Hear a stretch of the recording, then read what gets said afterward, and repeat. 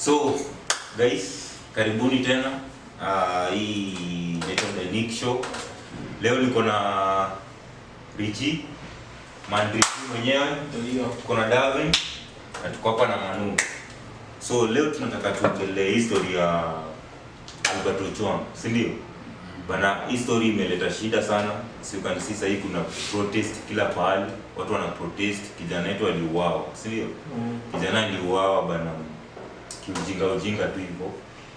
Na so leo nimeita hao majamaa tupige story, tuone sisi kama vijana hii story inatuaffect aje, kwa sababu tunaona kusema kweli hadi jana tunaona hiyo story ati kuna msaidizi alikuwa anauza mask hapo tao akapigwa risasi, unaona. So nilikuwa nataka tujue hii story, yani wewe kama wewe Richie sasa inakuaffect aje, wewe kama kijana sasa hivi ukiona karau like hapo tao ukitembea hivi ukiona karau like inakuaffect aje, like wewe sasa wewe kama Richie personally sasa hii karau ni enemy ni karau, si uongo. Hata tulikuwa juzi station ndio tukasikia wakisema ati sisi tunafurahia wakianguka na gari, tunafurahia, si ati mchezo, si ni ukweli juu sasa yani imagine tu manume kujua kweli kwa nyumba kwenye ni Samburu, wametoka Nairobi, wameweka gari kwa gari Subaru, wamekujia.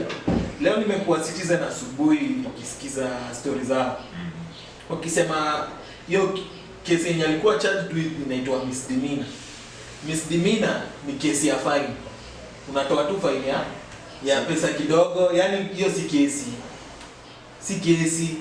ni kesi yenye unaenda hata sijui koti ndogo nini. Lakini imagine umse anaenda kutoka wapi, Homa Bay, akapelekwa stage Homa Bay, sijui aliona stage iko na nini, ndio huyo mpaka wapi na DCI.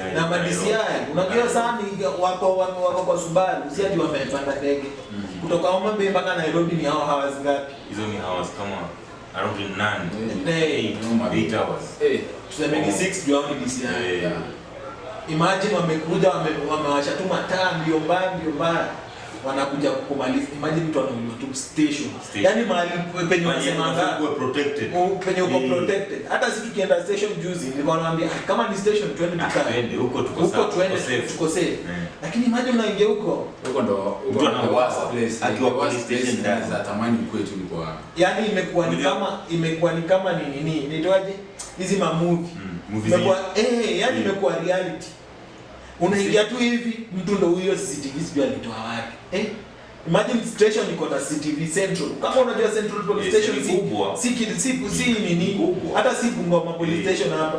Ni station ni kubwa. But do you remember walikuwa wamesema like wanaulizwa hizo footage wanasema like kuna vinyi imekuwa tempered with. Washa temper. Kwanza hapo kwa CCTV. Mmoja jana ndo mimi nimesikia kwa news ati na ni Murkomen amesema ati police station inafaa ziwekwe CCTV. Kwani hapa Kenya police station zinanga CCTV? Ndio mimi nishangaa sana. Shule iko na CCTV. Bana hizi primaries ati ziko na alisema inafaa install. Sasa inafaa install CCTV kwa police station kumaanisha hazina. That means hata kama zile zenye za kuanga ni picha tu. Azifanyaki kazi. Na unaweza pata pia kwa budget zao like pesa za CCTV like hizo zimekuwa allocated but ziko nyasi. Na uko sure hizo CCTV zikiwekwa kukitokea crime watatoa hiyo footage. Sasa watatoaje? Kama huko hapo, kama huko on. Siku hizi nyinyi majenzi si nyinyi sisi. Nimeshangaa. Pia si majenzi siku hizi si ni ma crime investigator. Ukiangalia jana watu wengi walikuwa tunapata simu hivi wanakupata. Sasa hivi tunajua mpaka place ya mtu mwenye alimshuti name of officer, number, hata saa hii ukiuliza police service hata wajui account TikTok police hiyo ndio mtu nani. Tuko na DCI sisi wenyewe jenzi ni DCI bado, unaona. Sure. So mimi on my behalf nasema hii story ya kusema tuweke CCTV kwa police station haitasaidia. Kwa sababu au sasa ukienda tu hapo kama crime imetokea uambie sasa tutoe hiyo footage tuone ni nini litendeka. Lazima watakupatia footage, maybe wata delete Yeah, so part sini watu wana control. Hakuna wezi tuonyesha ukweli. Afu tena wakasema ati tena watawarudisha waanze kuwafanyisha training ya kujua kuhandle wananchi. Yaani watu wakienda kiganjo wanaenda kufunzwa nini? Vita. Kuua watu. Huruma wana. Sasa ndio nataka wawafunze venye wanafaa waishi na sisi. Aje sasa. Unaona? Tu by then heartless. Mimi naona saa zingine karao. Mimi kuna wakati mmoja tulikuwa tuna maanu kwa pilika zetu. Tukajikuta DCI huko kwa ofisi. Kitu walisema personally walai ilinishtua.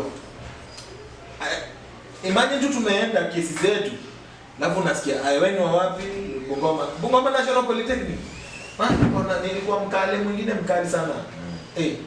Sisi tulipiga ile risasi. Uliona ile kierere ile msichana ilikuwa inakuja inaruka pale mbele. Piga mtu risasi mtu anafurahia. Like umeua mtu. Something kwao like. I don't know kama like wanaifurahia hii situation like wamesahau pia wako na families. Do you remember also the incident? If kama hivi wanazitaka kutreat watu.